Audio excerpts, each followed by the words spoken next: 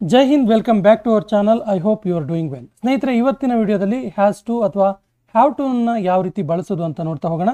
So ನಾವು ಯಾವುದೋ ಕೆಲಸವನ್ನು ಮಾಡಲೇಬೇಕು ಎಂದು ಹೇಳುವಾಗ ಹ್ಯಾಸ್ ಟು ಅಥವಾ ಹ್ಯಾವ್ ಟು ಅನ್ನು ಬಳಸ್ತೀವಿ. ಯಾವುದೋ ಕೆಲಸವನ್ನ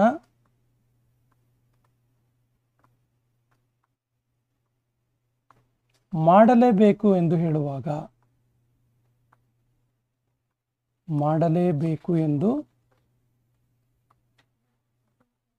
ಹೇಳುವಾಗ ಈ ಹ್ಯಾಸ್ ಟು ಅಥವಾ ಹ್ಯಾವ್ ಟು ಅನ್ನು ಬಳಸ್ತೀವಿ.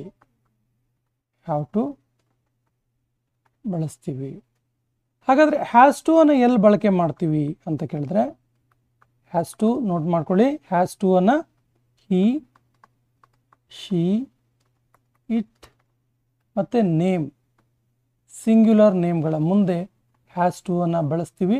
ಮತ್ತೆ ಹ್ಯಾವ್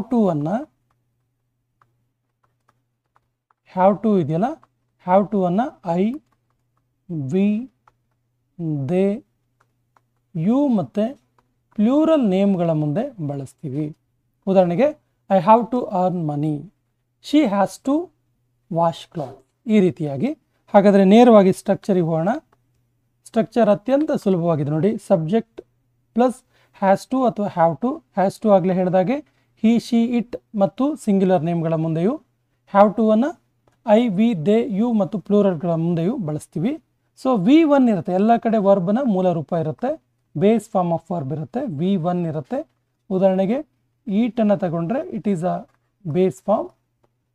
ಏಟ್ ಅನ್ನೋದು ಪಾಸ್ಟ್ ಟೆನ್ಸ್ ಫಾರ್ಮ್ ಆಗುತ್ತೆ. ಈಟನ್ ಅನ್ನೋದು ಪಾಸ್ಟ್ ಪಾರ್ಟಿಸಿಪಲ್ ಅಥವಾ ಥರ್ಡ್ ಫಾರ್ಮ್ ಆಫ್ ವರ್ಬ್ ಆಗುತ್ತೆ.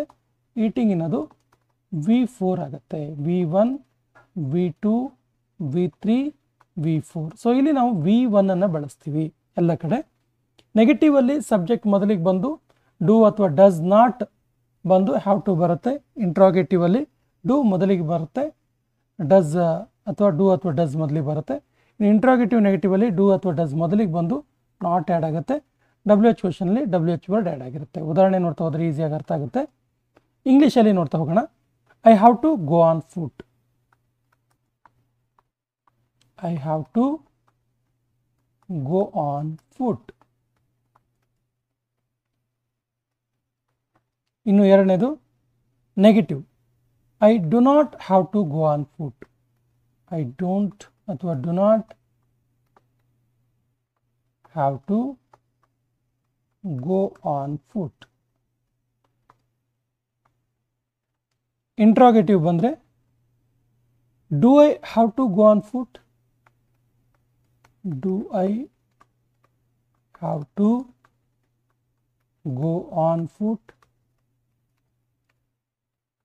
ಇಂಟ್ರಾಗೇಟಿವ್ ನೆಗೆಟಿವ್ ಬಂದರೆ do I not have to go on foot. Do I not have to go on foot. WH ಗೆ ಬಂದರೆ where do I have to go on foot. Where do I have to go on foot. ನೋಡಿ, ಕನ್ನಡದಲ್ಲಿ ನೋಡ್ತಾ ಹೋಗೋಣ. I have to go on foot. ನಾನು ಬರಿಗಾಲಲ್ಲಿ ನಡೆಯಬೇಕಾಗತ್ತೆ.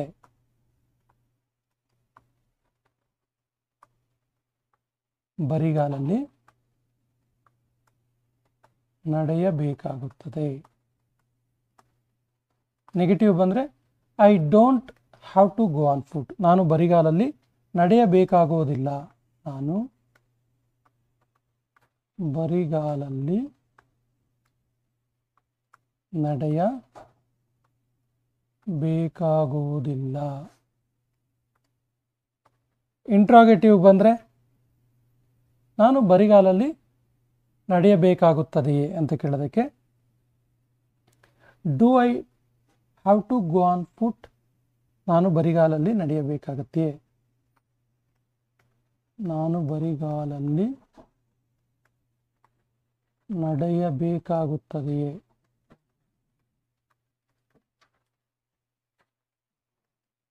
ಇನ್ನು interrogative negative ಬಂದರೆ ನಾನು ಬರಿಗಾಲಲ್ಲಿ ನಡೆಯಬೇಕಾಗುವುದಿಲ್ಲವೇ. Do I not have to go on foot. ನಾನು ಬರಿಗಾಲಲ್ಲಿ ನಡೆಯಬೇಕಾಗುವುದಿಲ್ಲವೇ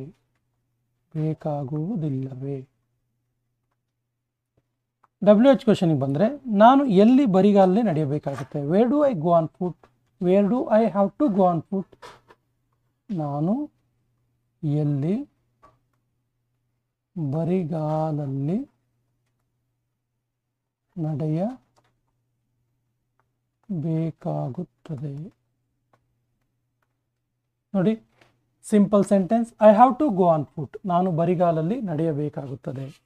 negative sentence, I do not have to go on foot, ನಾನು ಬರಿಗಾಲಲ್ಲಿ ನಡೆಯಬೇಕಾಗುವುದಿಲ್ಲ. Interrogative, do I have to go on foot, ನಾನು ಬರಿಗಾಲಲ್ಲಿ ಬೇಕಾಗುತ್ತದೆಯೇ.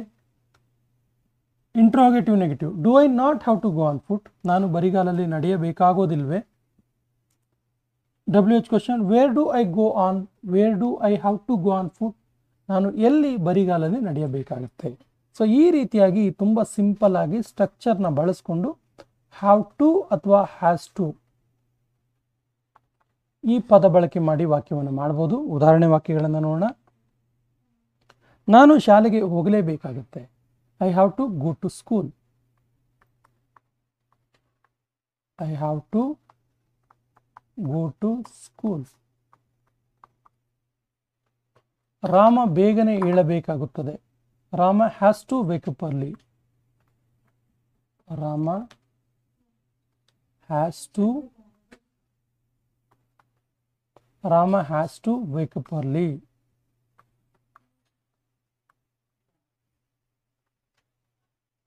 ನಾನು ಕ್ರಿಕೆಟ್ ಆಡಲೇಬೇಕು. I have to play cricket. I have to play cricket. ನಾವು ಇಂಗ್ಲಿಷ್ ಮಾತನಾಡಲೇಬೇಕು. We have to speak English.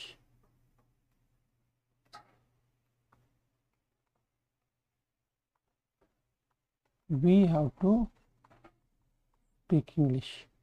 ನೀನು ಊಟ ಮಾಡಲೇಬೇಕಾ. Do you have to eat food. Do you have to eat food. ನೋಡಿ, ನಾನು ಶಾಲೆಗೆ ಹೋಗಲೇಬೇಕಾಗತ್ತೆ. I have to go to school. Rama ಬೇಗನೆ ಏಳಲೇಬೇಕಾಗತ್ತೆ. Rama has to wake up early. ನಾನು ಕ್ರಿಕೆಟ್ ಆಡಲೇಬೇಕು. I have to play cricket. ನಾವು ಇಂಗ್ಲೀಷ್ ಮಾತನಾಡಲೇಬೇಕು. We have to speak English.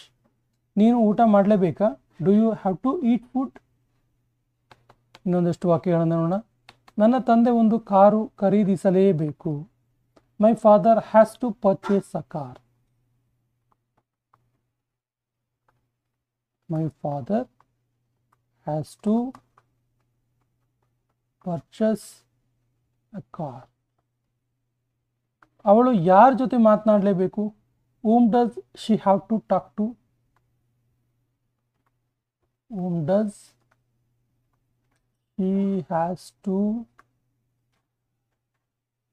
have to talk to?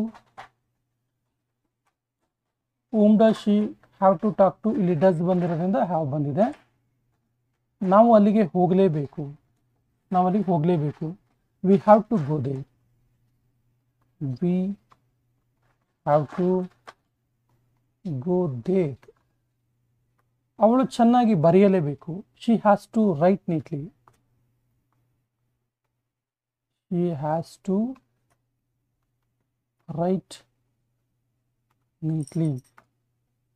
ನಾನು ಕುಪ್ಪಳ್ಳಿಗೆ ಹೋಗಲೇಬೇಕು. I have to visit Kuppalli ಅಥವಾ I have to go to Kuppalli. I have to visit Kuppalli.